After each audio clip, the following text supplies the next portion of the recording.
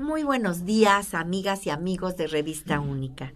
Como todos los viernes en este espacio que me encanta compartir con personas nada más y nada menos que como la del día de hoy nos acompaña la doctora Rocío García Olmedo, titular de la Unidad para la Igualdad del Congreso del Estado de Puebla.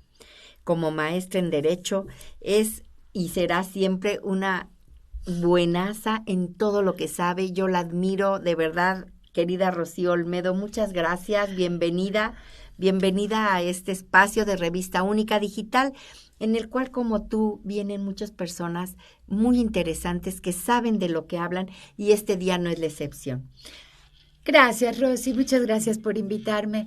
Siempre es un placer estar en micrófonos, conversando, compartiendo y con alguien como tú, que ya somos amigas de tantos años. De tantas batallas. Y que hemos batallado. Como mujeres es lo que estamos platicando, siempre hemos ido como con un mismo fin.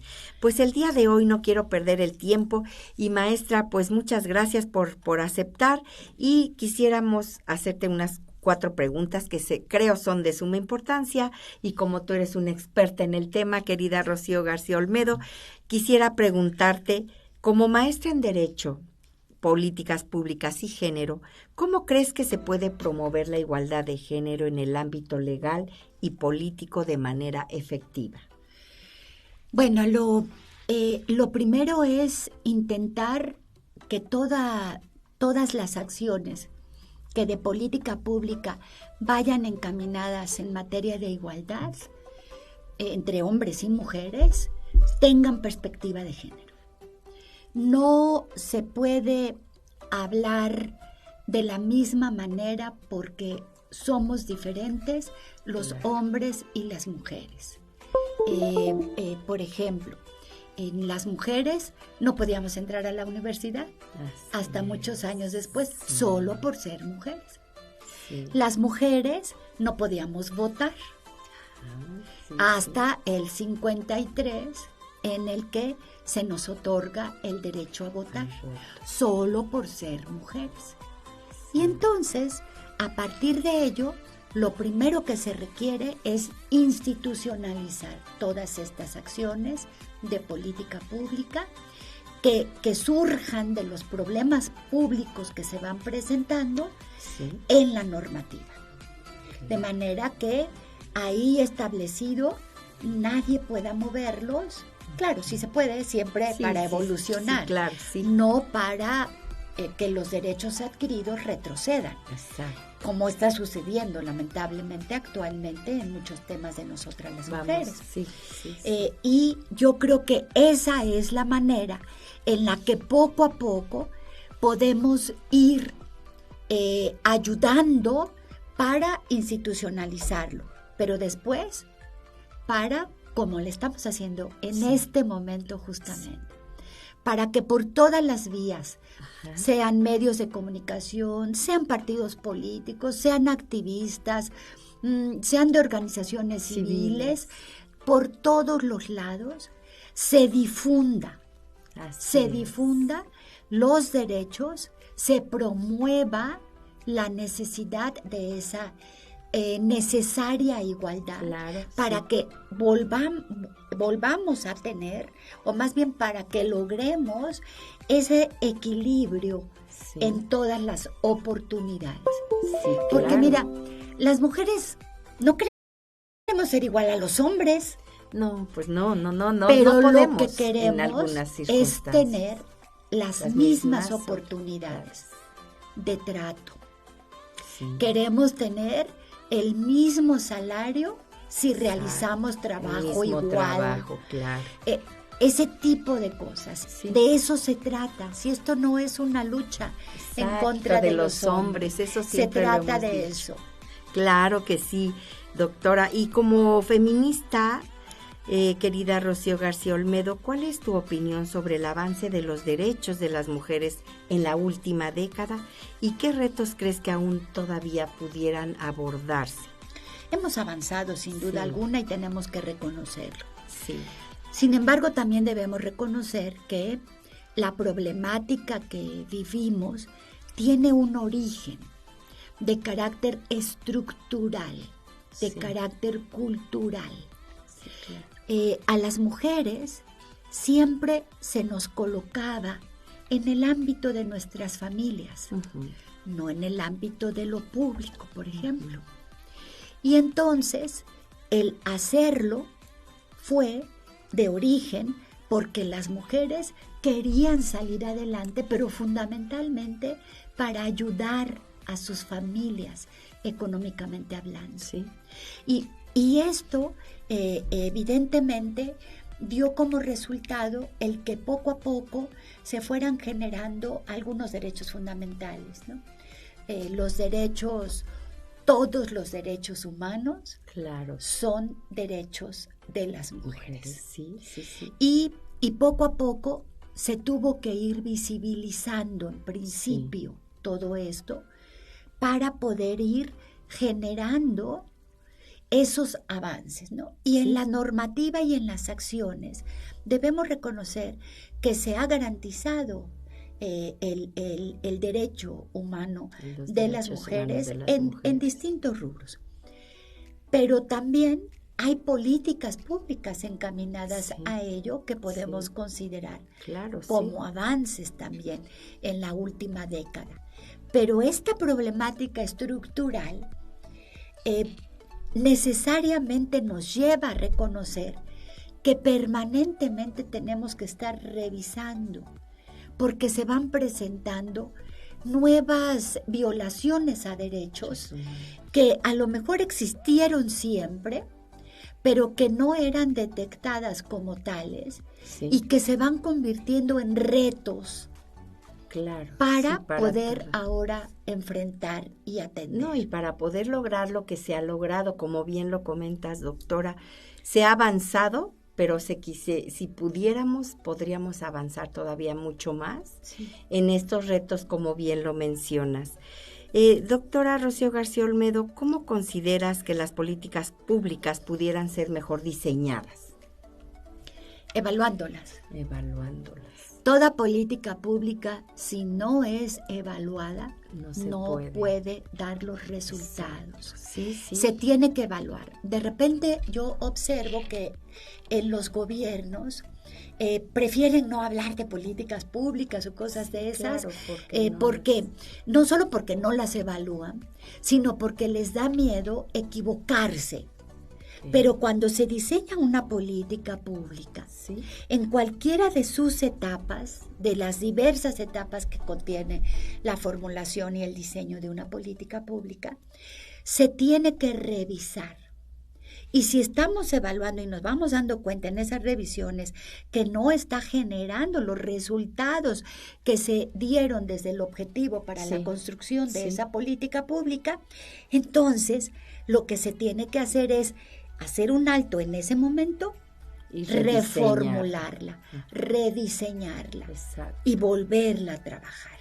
Sin miedo, sin temor. Porque al final... Pero yo creo que esa es la forma, evaluar. Corregir claro, y seguir, pero trabajando sobre lo que en un inicio se pretende hacer a favor de las mujeres, claro, ¿no?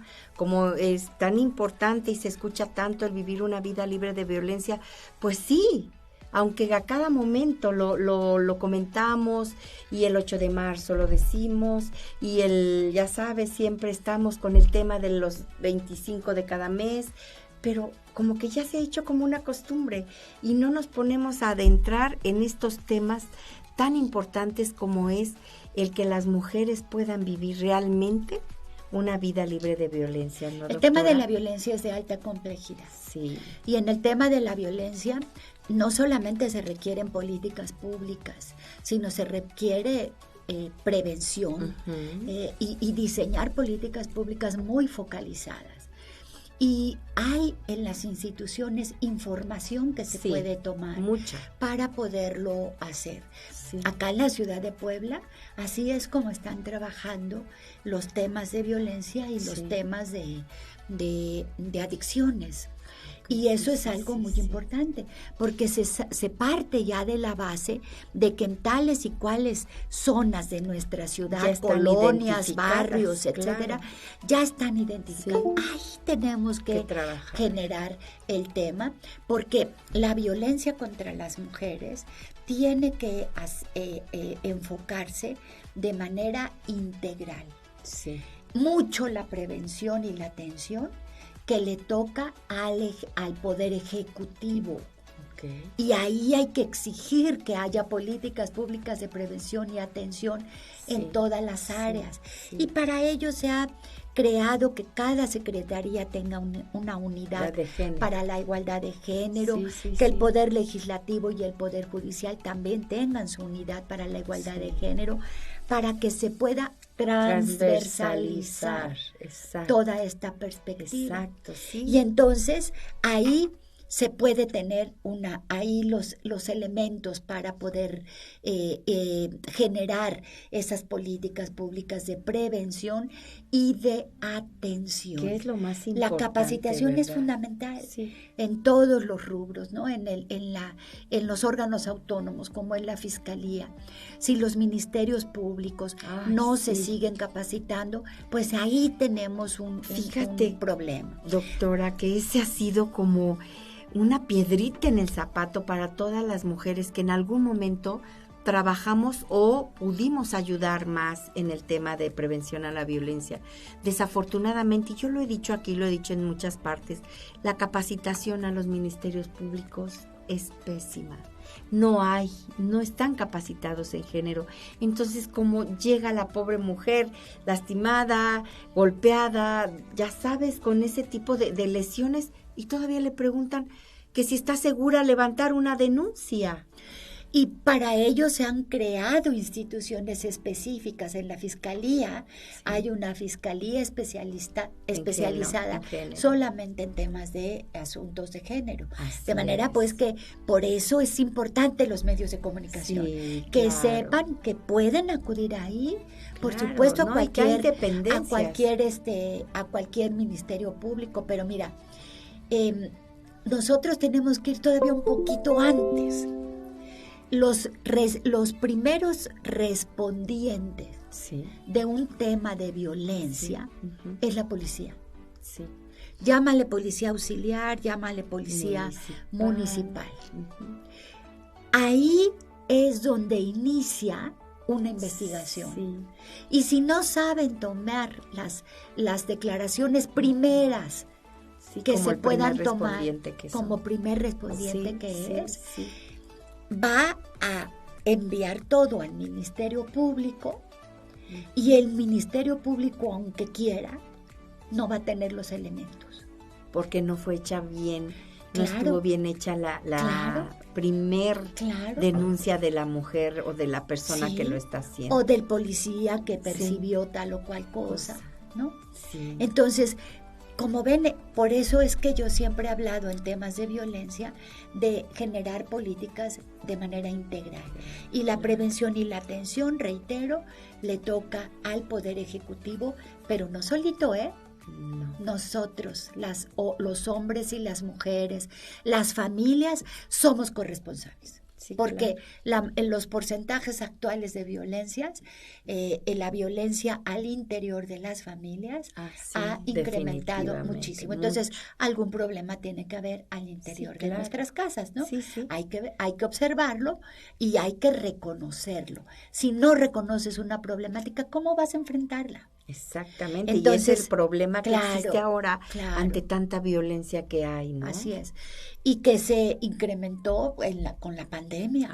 Tenemos que hacer el análisis de ese otro elemento que vino a sumar mayores violencias en contra de las mujeres. Tiempo en contacto, ¿verdad? En el mismo lugar, que bueno, pues no se podía salir. Entonces, esa convivencia diaria de a veces inclusive estar en el espacio donde tú no querías estar obstruyéndole a la pareja, al esposo, no sé, eso también. O él a ti. O él a ti, claro. No solo nosotras, a ellos a nosotras. Sí, es cierto. Y y que a lo mejor en algunas de esas casas de por sí vivían con un agresor. Exacto.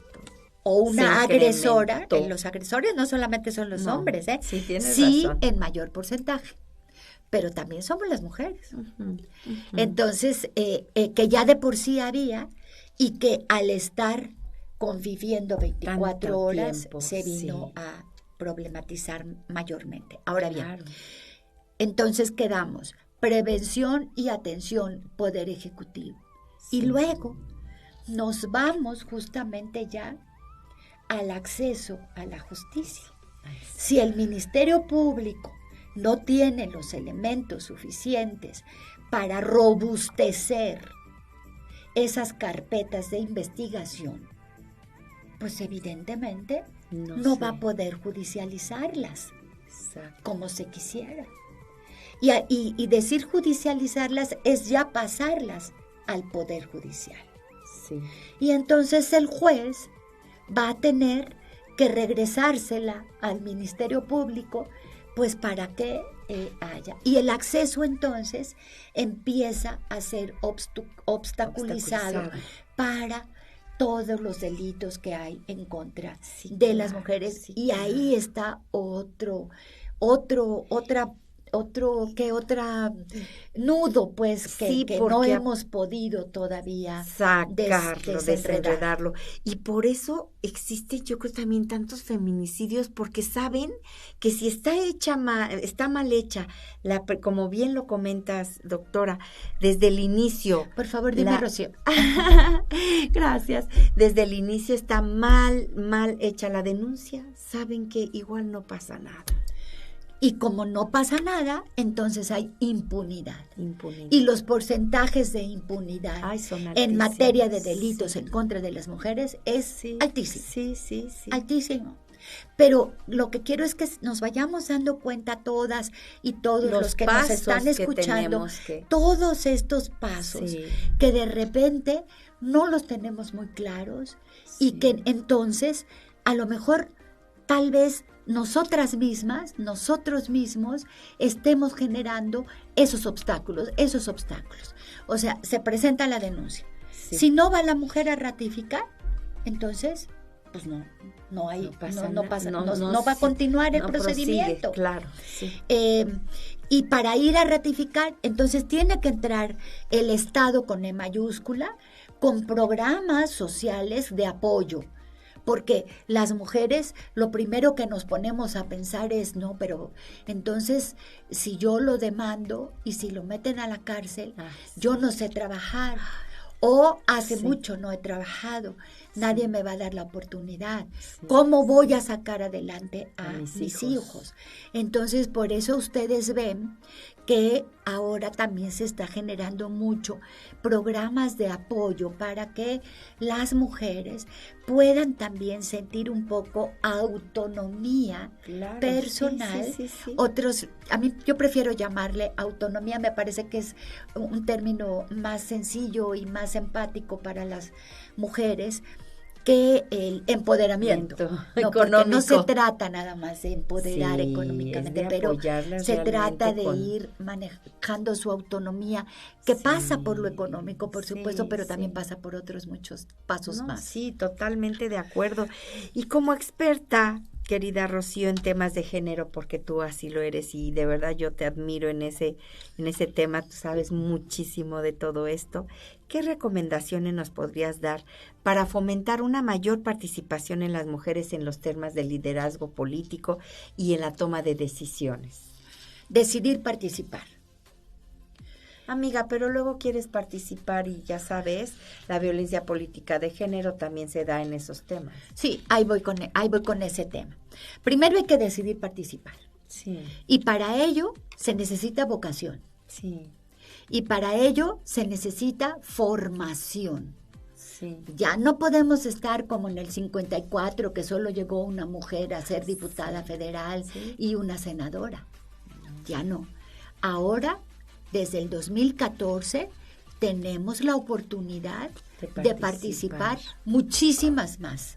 Y si queremos obtener la posición, para ganar, no solo para participar, sino para ganar. Porque muchas ya están incorporadas, incluidas, y para ello, reitero, se requiere vocación, se requiere servicio, formación, porque no solamente se trata de números cuando impulsamos el principio de paridad, sí. No solamente estamos hablando de los cuantis, de los números, que bueno, sí, también lo estamos hablando, porque sí queremos que haya muchas mujeres en toma de decisión, porque queremos que justamente ese enfoque, ese lente de mujer, pueda favorecer a otras mujeres. Sí, claro. Por eso lo queremos. Pero también reconocemos que no todas las mujeres tienen conciencia de género. No. Y hay que ser reales también en ese sentido. La famosa sororidad que se me hace que no existe de repente. Pero por eso tenemos que estar debidamente formadas para que pasemos no solamente del cuanti, sino irnos al quali. Y que lleguen las mujeres que tengan una formación y una representación política real que pueda realmente favorecer. Y bueno, primero es participar. Sí, claro. Y después, evidentemente, formarte, capacitarte, no dejar de hacerlo. Hay ya muchas oportunidades para ello. En todos los partidos hay un recurso económico muy grande que se le llama que son participaciones que deben usarse para el adelanto político de las mujeres. Sí, claro. Eso significa capacitación. Y tienen que darlo y tienen que comprobar ante el Instituto Nacional Electoral que ese recurso se está usando. Pero todavía más, es el 3% de las prerrogativas que cada partido tiene, es lo que deben usar para la capacitación de mujeres todos los partidos políticos. Pero acá en el estado de Puebla, en la última ocasión que yo tuve el honor de ser legisladora local y que hubo reformas importantes, ahorita platico un poco de ello, incorporamos también en esas reformas de participación política para las mujeres el que en el estado de Puebla el Código Electoral plantea el 5%, no solo el 3%, el 5% de prerrogativas para capacitación de mujeres, porque tenemos que formar, tenemos que formar cuadros. Por eso, como bien lo comentas, de repente decimos, es que son las mismas. ¿Y por qué siempre las mismas? Pues porque no todas quieren participar, ¿no? Pero también ese es un enfoque erróneo. Porque por supuesto que las mismas también tienen el derecho de seguir participando. Pero los partidos políticos son los que tienen que generar las oportunidades a nuevos cuadros que se capaciten también. Para poder hacer un buen papel, porque si no, por eso los partidos políticos están perdiendo sus áreas territoriales, porque pues no están teniendo confianza a esos cuadros que colocan y que postulan para ocupar alguna posición. Y entonces hemos tenido que ir generando una serie de normativas que garanticen y protejan los derechos políticos de las mujeres. Y empezamos con lo de las cuotas y hasta que llegamos a la paridad. Y hablamos de paridad en el 2014.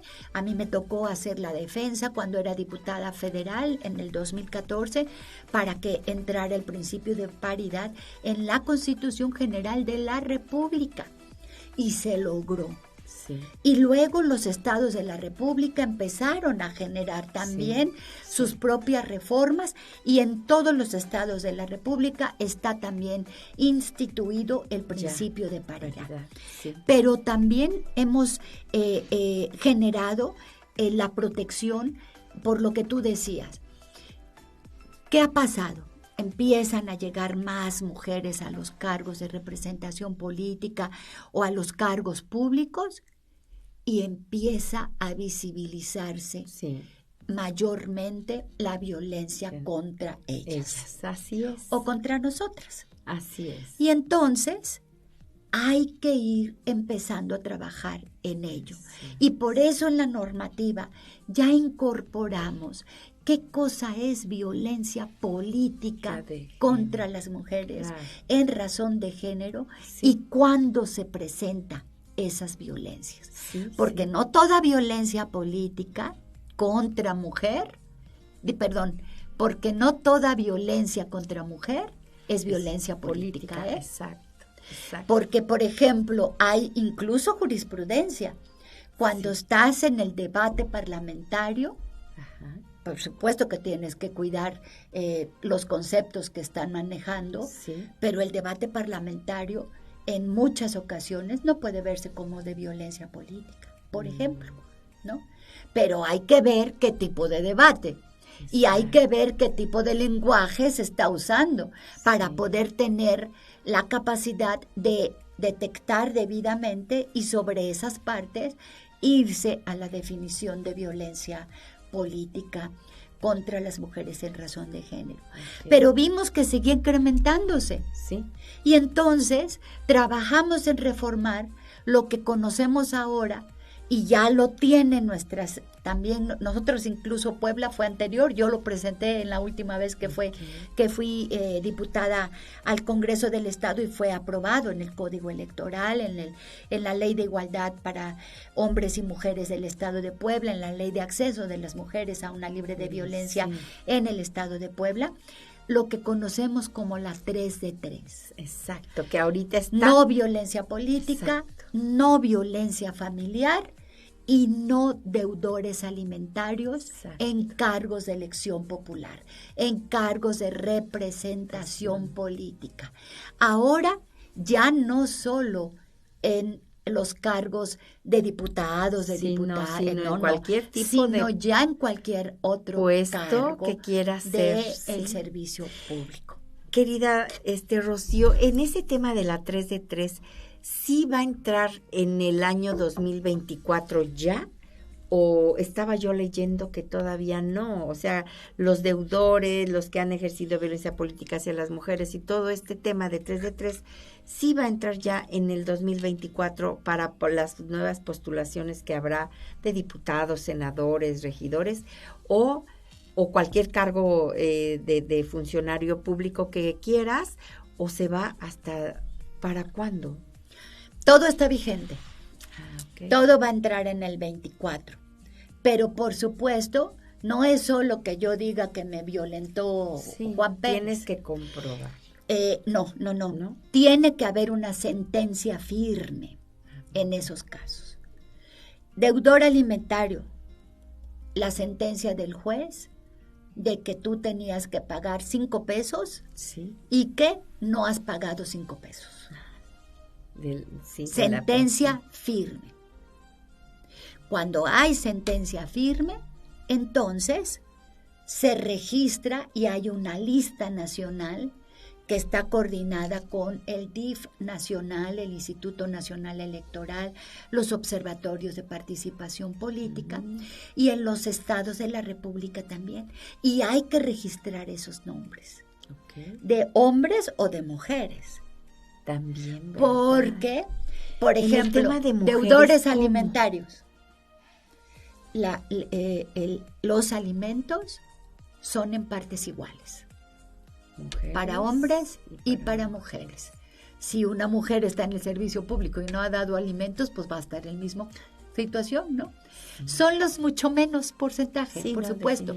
Mayormente son los hombres que dejan y que se valen de muchas trampas para no dar alimentos a sus hijos, a sus hijas. Bueno, son capaces, y lo hemos visto como abogada yo, de decir que no están trabajando o de renunciar del trabajo e irse a otro estado de la República con tal de no pagar. Bueno, si hay una cuestión así, ya sentencia ejecutoriada, que de esa persona, y esa persona quiere ser diputado federal, pues bueno, con el solo hecho de demostrarlo, el partido político no tiene que postularlo de entrada, postularlos. Qué bueno, porque... Y ya todo está vigente. Tantas injusticias que existen de verdad. Y lo mismo de violencia familiar y lo mismo de violencia política. Qué bueno. Sí, ya es hora, ¿no? Ya era hora. Pero en el estado de Puebla ya estaba vigente. Lo trabajamos desde para la elección anterior, ya estaba vigente.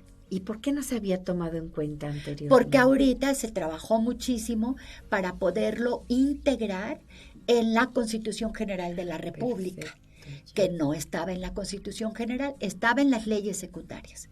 Y ahorita ya todos los estados por ejemplo, aquí lo teníamos en el Código Electoral. Desde la elección pasada ya estaba vigente para lo que tenía que ver con postulaciones en cargos políticos. Pero ahorita en Puebla ya lo dice la Constitución también estatal. O sea que la ahora Constitución sí del o Estado sí de Puebla. Existe algún agravante en ese sentido. Tú no puedes ni ser postulado para ningún cargo político ni de funcionarios y en algún tipo de trabajo. Cualquier trabajo. Pero nada más tienen que checar eso. El que haya siempre sentencias firmes. Okay. Porque mientras si todavía está el procedimiento, pues no. Por eso necesitamos que en esa otra parte el acceso a la justicia de las mujeres sea pronto y sea expedito. De ahí depende todo. Para que podamos rápidamente enlistar a todos esos nombres que andan por ahí. Sí, claro. Y podemos enlistar sus nombres. Y muy conocidos en todas de repente, listas. ¿verdad, doctor? Muchas veces. ¿Cuál ha sido el logro más significativo en tu trayectoria, que ha sido muy, muy larga y de muchos éxitos, pero profesionalmente para ti, doctora, cuál es el logro más significativo que has tenido con los derechos de las mujeres en el tema de género? Yo creo que el poder ayudar a las mujeres. Sí. Para mí ese es el más logro, el mayor logro que he tenido, ¿no, estar ayudándolas desde cualquier trincherita, a lo mejor con una cosita que pudiera parecer muy simple para muchas, como para poder ayudarlas a salir de una vida de violencia, por ejemplo, o de hacer todos esos acompañamientos. Eso para mí yo creo que ha sido lo más significativo. En todo el bastante estado. reconocida. Y a donde vayas, ¿no? Te reconocen, se acuerdan por apoyar, de ti. por ayudar, y por eso estar pendiente. No lo cambio por nada. Ya lo sé. Doctora, muchas gracias. De verdad ha sido un gusto, un aprendizaje, porque siempre aprendes. Y qué mejor de ti, Rocío García Olmedo, que eres experta en el tema de mujeres, en el tema de género, y por eso estás como la titular de la Unidad para la Igualdad de Género en el Congreso del Estado. Pues, querida Rocío, amiga, yo de verdad te admiro. Te aprecio mucho y creo que es de las mujeres, de las pocas mujeres que realmente en Puebla se ha metido de lleno a este tema.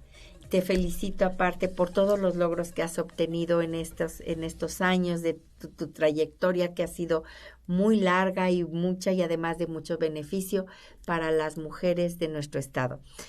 Gracias, amiga. Gracias a ti, Rosy. Muchas gracias a la revista Única. Le dejo, por favor, un saludo a Silvia Argüello, pero también a Silvia de Julián, que las quiero tanto. Lo sé, igual de una servidora, un abrazo.